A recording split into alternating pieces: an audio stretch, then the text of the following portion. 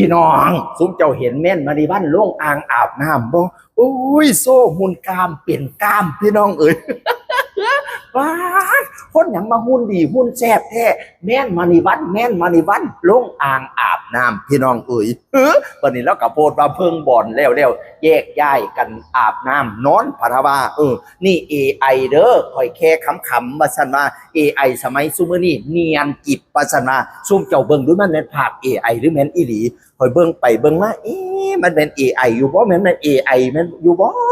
บ่แม่นเจ้าลงอ่างอีหลีตินี่กล้ามเป็นกล้ามเนาะหุ่นคน40นะเนี่ยพี่น้อง40เท่าไหร่แล้วแมนมานี่วันน่ะพี่น้องเอ๋ยป้าหุ่นอย่างมาแซ่บแต่ว่าตอนนอนอยู่อ่างนี่บ่ปานใดดิตอนลูกขึ้นนอนบัดเนี่ยเอาฟ้องมาปิดอยู่หม่องนี้หม่องเดียวแล้วเอาฟ้องปิดอยู่หม่องนี้หม่องเดียวผู้ลังคนบอกว่าล้างฟ้องออกเนี่ยล้างฟ้องออกเนี่ยอยากเห็นพะเนาะหุ่นอย่างมาแซ่บคักแท้พี่น้องเอ๋ยแมนมานี่วันเจ้าของผลงานเพลงมากสาวใส่ยีนวันรู้คุณแม่พี่มันเมาวันเขามั่นเนาะเพลงดังๆอันล่าสุดกะสิมีเอายังเฮ็ดใจเหตุผลน้ำเน่าจ้ะอุ้ยดังหลายเพลงดีเสียงดีพี่น้องเอ๋ย เป็นเสียงน้ำคล้ายๆกับนักลูกทุ่งออกไปอินดี้หลายกว่าเนาะแต่ว่าหมอลำซิ่งเราก็เปลี่ยนเราเปลี่ยนหมอลำซิ่งมาก่อนได้พี่น้องเอ๋ยโด่งดังหลายผลงานเพลงบัดนี้สิมาโด่งดังตอนนี่ละใส่ภาพ AI นี่ละถอดออกมา ลูกขึ้นจากอ่างโอ้ยมีแต่ฟ้องน้ำปิดอุโมงค์อยู่หม่องเดียวนั่นเนี่ย ซุ่มบรรดาศิลปินรุ่นเก่าๆกับมันเม่นเนาะปล่อยไฟมาเลยพ่นย้ายไฟแสนสวยนะให้อาบน้ำเนี่ยค่ะพี่แม่นขาพนวัน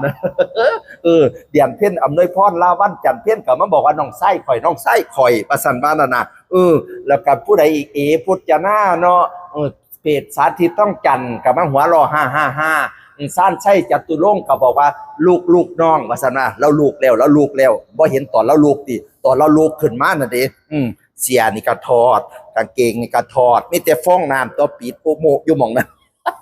โอ้ยคนอย่างว่าหุ่นแซ่บแต่ว่าเนาะกล้ามเป็นกล้ามจังว่าอุ้ยสุดยอด